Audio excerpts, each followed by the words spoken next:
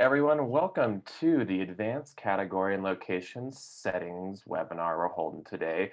This is specifically pertaining to our interactive map, just to kind of give everybody know we have a virtual tour, an interactive map platform. This is going to be specifically pertaining to an interactive map. My name is David Mandelman. I'm a Client Success Manager here at Concept 3D, and also joining me is Carolyn. Hi, everyone. I'm Carolyn. I'm the head of the Client Success team at Concept 3D. Excited that you joined us today. And I also wanted to state before we get too far along in the webinar, this will be recorded. This will be also posted to our help site. So if you do want to come back and revisit this at a later time, this will be available on our help site in a couple days. So before we jump in, I have a quick poll for those in the audience. I am curious. Let me launch this poll here. So out of some advanced location or category settings that you've maybe seen in the CMS before, if you could all take a minute to check which ones that you might not be familiar with, and hopefully you can see the poll. I think it should have popped up for everyone. There we go. We've got some answers coming in here. All right, good. So it kind of looks like from the list that everyone's seeing, it's a little bit all over the board. There's a few that pop out with some higher votes for sure. So we're going to cover all of these today in the webinar and hopefully walk away with a good foundation of what these settings do. And we'll go from there. So I'm going to end this poll. So just a quick agenda, we're going to talk a little bit about how to access all of these settings first. They are going to be in the CMS, so really easy to get to. We'll dive into some category settings specific to either categories or subcategories, move into some location settings, and then as with every webinar that we do, we have reserved some time at the end for Q&A. So as we're going through some of these different settings and functionality for the interactive map, definitely throw any question that you have into the Q&A box and we'll answer those at the end.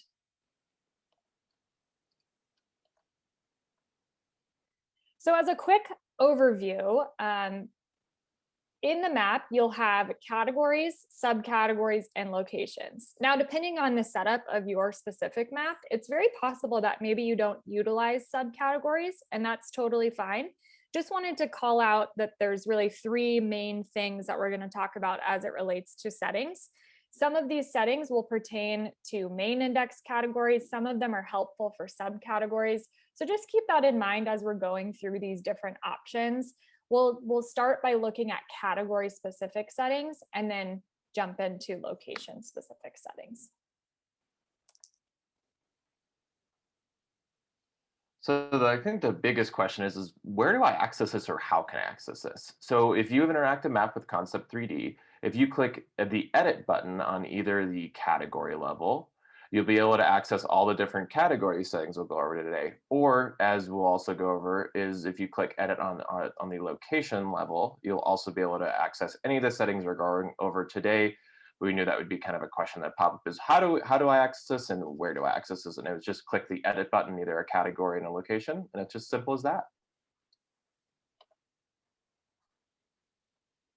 So let's jump into some category settings. The first I want to talk about is single select. Single select will limit your end user from selecting multiple categories at one time. So if you think about the front end of your map with the various checkboxes that allows a user to turn categories on to see those locations, single select puts a limit in place so they can only select one category or subcategory rather at one time. So a common example for this is parking. In the visual that you're seeing on their screen, they have a number of parking lots that actually overlap with different use cases. And if you think of the end user's experience, most likely someone identifies as a commuter or faculty or a resident student or a visitor. So they really don't need to turn all of those parking categories on at the same time. What they are doing instead by using this setting is having someone drill into parking and then selecting just the one of those subcategories that applies to them.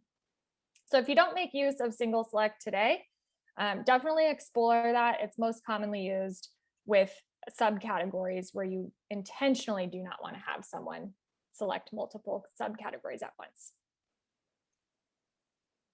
We jumped a little ahead with the next one that I want to talk about, and this is location info display override. So a lot of you in the poll at the beginning mentioned that you maybe didn't know that this existed or wasn't quite sure what this setting was. At a high level, your map has a global setting for how you display location details. It's either going to be the sidebar, which you see in this example on the left, or it'll be the balloon, which you see in the image on the right. Now, the nice thing about this setting is that while your map has a global setting, you can actually override that at a category level. So you have more control over some of those categories that either have more or less information to just create a nice end user experience for people who are visiting your map. In this example, on the left-hand side, with something like building details or room spaces, there's a lot of rich content. There's images, there's text, you can see on the scroll there's a lot of details that are included, which a balloon might be a little small to visualize and see all that info. Whereas on the right, it's pretty simple. It's a location name and just a quick link. So intentionally, you don't want to block the sidebar with, an empty opening. Now, this is available for any one of your categories, so definitely take a look. Most common, maybe you set a category like bike racks to a balloon or even no info. It just helps control and not have a side panel open when it might be empty.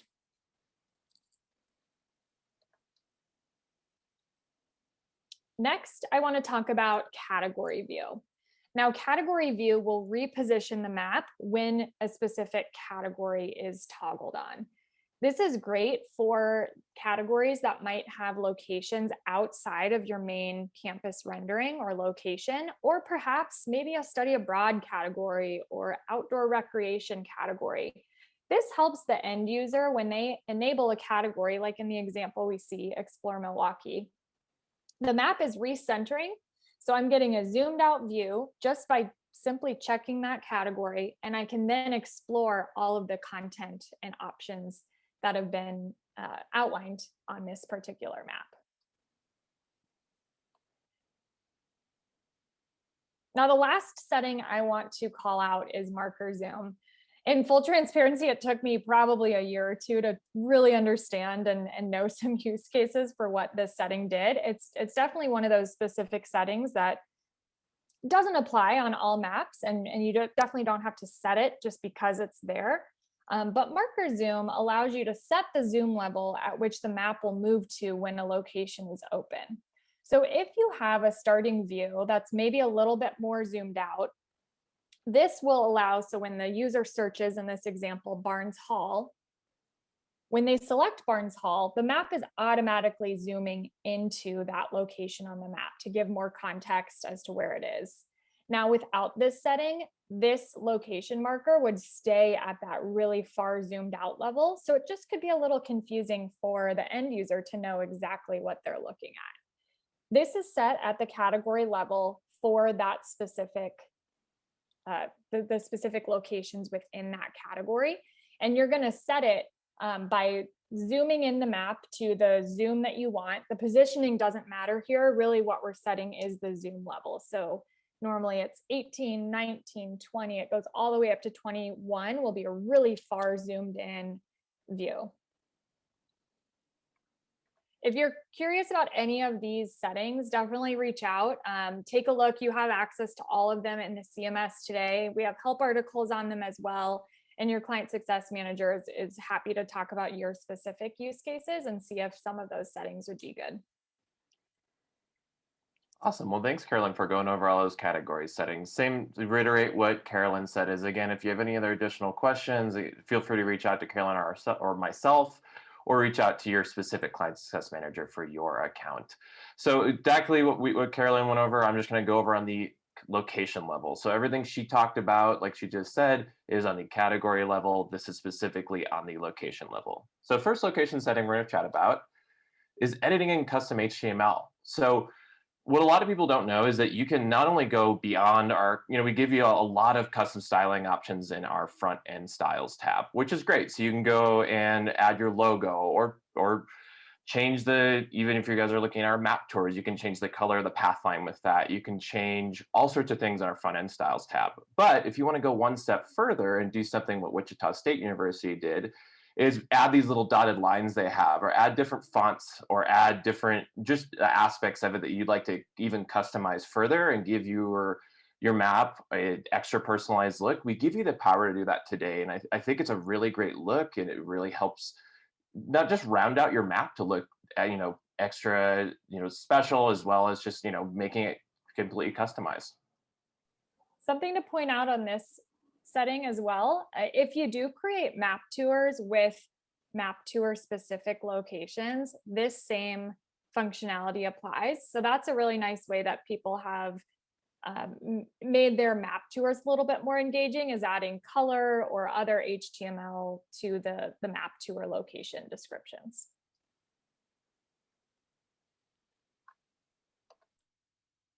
So the next thing I want to chat about is again on the location level. So just like with what Carolyn was talking about earlier about just overriding global settings, you can actually do that with icons as well. So say that you've got, with a specific example with MSOE is they have this academic buildings category built out. And underneath it, they want all the locations to match the specific category icon they set. But one of them, which is circled in green here, is they wanted the Roman Museum specifically to stand out from the rest. So what you can do over to the right here is actually override the icon and have a location specific icon for the specific location that would go outside of the category icon that you guys set for, that you would set for all the locations within it. It's just a really great way. Again, I think the theme of these advanced settings is just giving your map another option, another way to customize, another way to make your map just look, go one step further from just the basic settings that you have.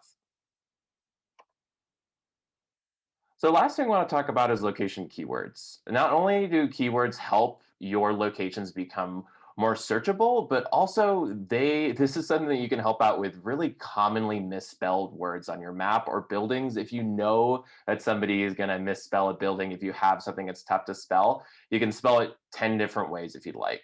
Another thing that's great too is say that for internal purposes, you add your buildings in as a building code, or you have a number, as you can kind of see in this keywords box here. You can add all these different things in again to make your locations stand out, as well as it gives another way for your end user to be able to search and find exactly what they're kind of looking for. And while we're on this slide, I did want to point out, we recently made some pretty large enhancements to the map search. So I've called out on here the way that the search is boosted, and keywords does have a pretty high weight if you are adding a keyword to a location. If search is something where you've kind of scratched your head in the past and wished that not as many locations returned, or maybe they were weighted in a different way, definitely go check out your map again and take a look at search. We'll be adding more detail about it in our next newsletter that's coming out later this month. Probably will hit your inboxes next week. But we did put a big enhancement into search to make it a better user experience. And keywords, if you're not using them now, can definitely help in that whole user flow. And kind of the last thing we want to talk about with these location keywords as well is specifically with looking up search event in Google Analytics, is if you want to see what people are searching, the quickest way to test is adding in keywords to see what people are looking for specifically in Google Analytics. So we have ended our presentation here, but we wanted to reserve some specific time for any questions that you all had, as well as just another quick poll, if you guys had just a couple of quick seconds to answer it as well. So would love to hear from you all if one of these settings is new to you and you learned something new. It looks like we've got a few CMS wizards out in the crowd. I hope it was still a good use of your morning today. But it looks like a lot of you learned about a new setting, which is great to hear. We do have one more question. We continue to host these webinars, typically a few each quarter, kind of on a once a month cadence roughly. But we would love to hear from those in the audience what topics you would like to see featured. We want to make sure that these are helpful. We intentionally keep them short. Everyone's days are busy, and we always record them for future viewings. So I'm going to launch one more poll here.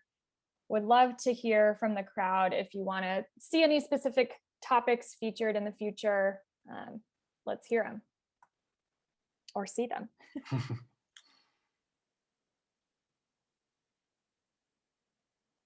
All right, we've got some interest in wayfinding, more map webinars, some general best practices.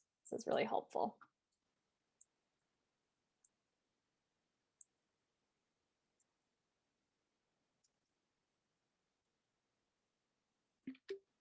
And while everybody's filling out their polls, if you've already, submitted your poll, does anybody else have any specific questions about what we went over? Is everything kind of making sense as well? And you can pop these questions into our Q&A. It looks like we have a hand raise. All right, Wendy, I'm going to allow you to ask a question. Hi, I was wondering, so as far as the search tool goes, I was running into some problems with having the same keyword, say for like room details or like a lactation room. And it was because of the alphabetizing, it was showing up higher than like the building. So I ended up removing those keywords so the building would show up higher. Is there a better way to do that? Oh, interesting. And was this recent that you removed the keywords? Within the last couple months. Couple months. Okay. Yeah. So the search enhancements that I mentioned were just came out maybe in the last month, I would say. So let's definitely take a look at that specific example and see if we should add those keywords back in. I know exactly what you mean with before search used to be this long list and categories were pulled in and your locations and keywords and descriptions. So it kind of made that search result quite long, where now it's much more pared down based on that weighting. So what we can take a look together and just make sure that it's working the way that you want. Okay, that sounds great. Thank you. Yeah. It's a great question. We have one more hand raised. Morgan, I'm gonna unmute you. Hi, I was just looking at my search tool and I noticed that some of my private category locations showed up on the public end of the map when I searched for a building. So the locations aren't marked private because the category is. Is there any way to get around that? To not have private locations showing up on the public map when searching for a building name? So they should not show in search. So it sounds like that might be an issue or a bug, we would say. Potentially we would just need to look into a little bit more. Would you mind sending an email to support with what you're searching and where that location is listed, and we can take a look at your specific map and go from there? Sure. Okay, perfect. Thank you.